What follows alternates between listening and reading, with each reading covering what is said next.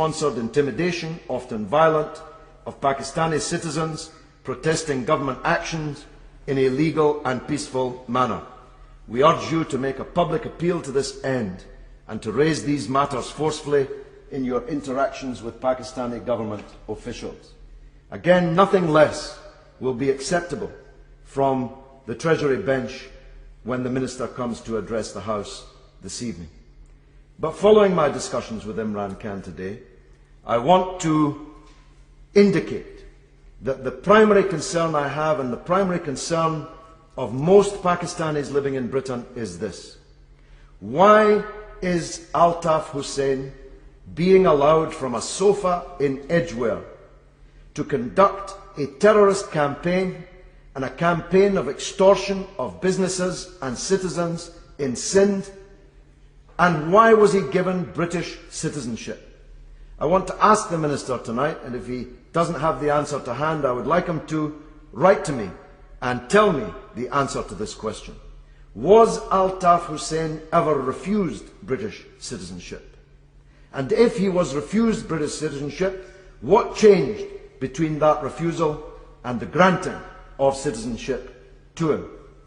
It is an extraordinary thing, Madam Deputy Speaker, in the middle of a so-called war on terror, that a bloody reign of terror in a major Pakistani city, and there are millions of Pakistanis who are citizens of our own country, a terrorist cell is operating from Edgware in the form of the MQM. Every day, Altaf Hussain, a British citizen, addresses his puppets in Karachi, giving them instructions on how they should govern, including how they should handle peaceful demonstrations. Now, the Minister smiles smugly. He may think this is a small matter.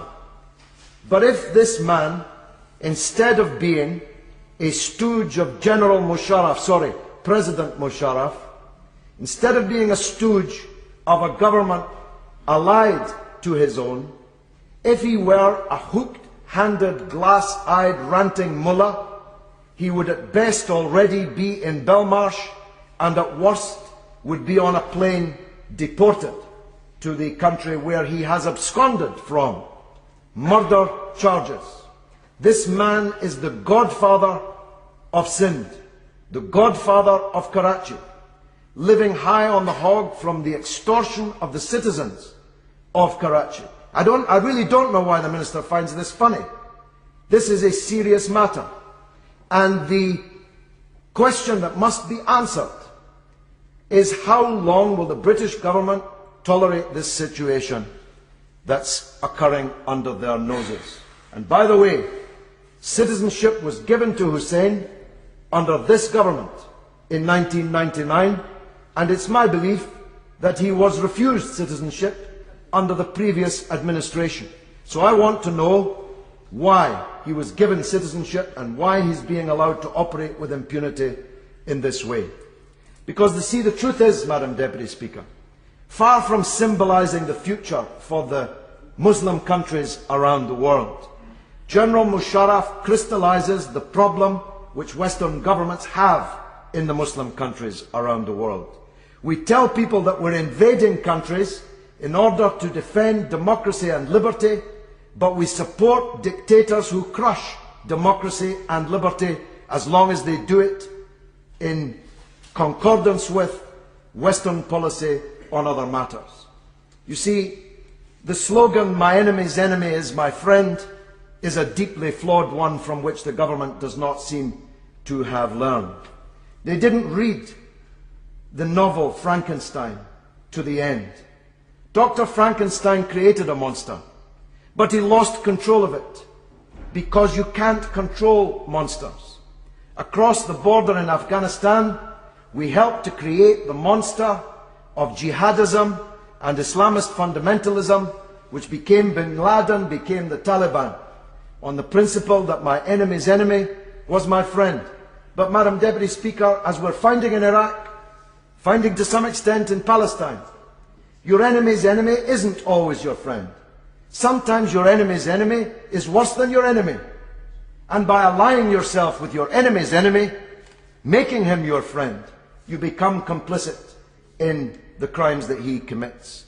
Nobody in the Muslim world can believe that this government is really interested in democracy and liberty in the Muslim world, so long as they're kissing Colonel Gaddafi in the tent at Sirte, the same Colonel Gaddafi who brought down the Lockerbie airliner, we were told, with the deaths of hundreds of people, the same Colonel Gaddafi who we said funded the IRA's bombing campaign in Britain through the 70s and the 80s, the same Colonel Gaddafi that we said shot down an English policewoman in a London square. Nobody can believe that Colonel Gaddafi deserves the kisses of the British Prime Minister. Nobody believes Colonel Gaddafi has changed, just that he has changed sides.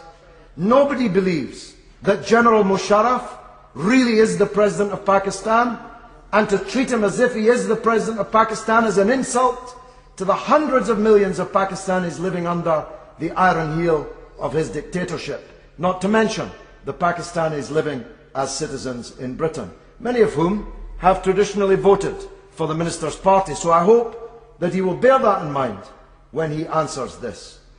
General Musharraf is a tyrant who is about to fall. I urge this Minister not to do as the now Lord Owen did in backing the tyrant Shah of Persia until the last moments before he fell. It was because of Western support for tyrants like the Shah until the last moments that the radicalization of such as the Islamic Revolution in Iran took place. My last words are these, Madam Deputy Speaker. Pakistan is a nuclear power.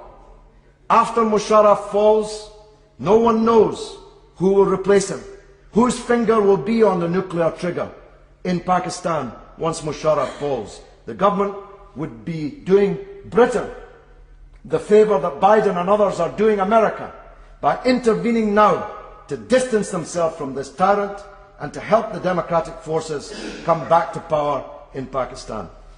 Mr. Jeff Hu. Madam Deputy Speaker, could I begin by extending the normal courtesies of the House to the Honourable Member for Bethnal Green and Bow on securing tonight's debate, which he entitled The Restoration of Democracy in Pakistan. I'm sure that everyone, including I hope the Honourable Member, will join me in condemning the recent violence in Karachi and terrorist attacks in Pakistan which have killed and injured so many people. On behalf of the United Kingdom, I extend my sympathies and condolences to those affected. But as this House is aware, Pakistan is an important friend and ally of the United Kingdom. 60 years after independence, the bilateral relationship between Pakistan and this country is as close as it has ever been. We're closely intertwined historically, culturally and politically. Over 800,000 British citizens living in the United Kingdom have Pakistani origins. What is perhaps less well known is that there are at least 80,000 residents in Pakistan with British nationality. About 150,000 people from each country visit the other country every year. Pakistan is at the heart of a range of key international issues, including counter-terrorism, counter-proliferation, counter-narcotics, migration and cross-cultural community relationships. These are all shared challenges which we need to tackle together.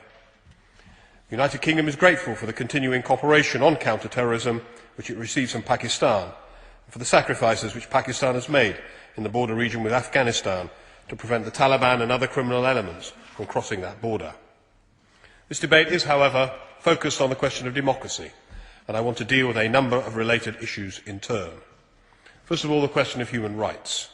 This government welcomes President Musharraf's commitment to promoting enlightened moderation. Recent reform of the Hudud laws was an important step forward in human rights and democracy in Pakistan. Ministers have consistently raised human rights questions with the Pakistani government, welcoming its efforts on the Women's Protection Bill, for example. Follow-up from the British government detailed a number of our human rights concerns in Pakistan and offered UK support on a range of connected issues. One of these areas was the effect of the blasphemy laws on religious minority groups. We have welcomed Pakistan's efforts to address this issue and encouraged further reform of discriminatory legislation. I am, of course, aware of the continuing problems faced by minority groups in Pakistan, such as the Christian community in the northwest frontier province. We continue to monitor closely the developments in these cases.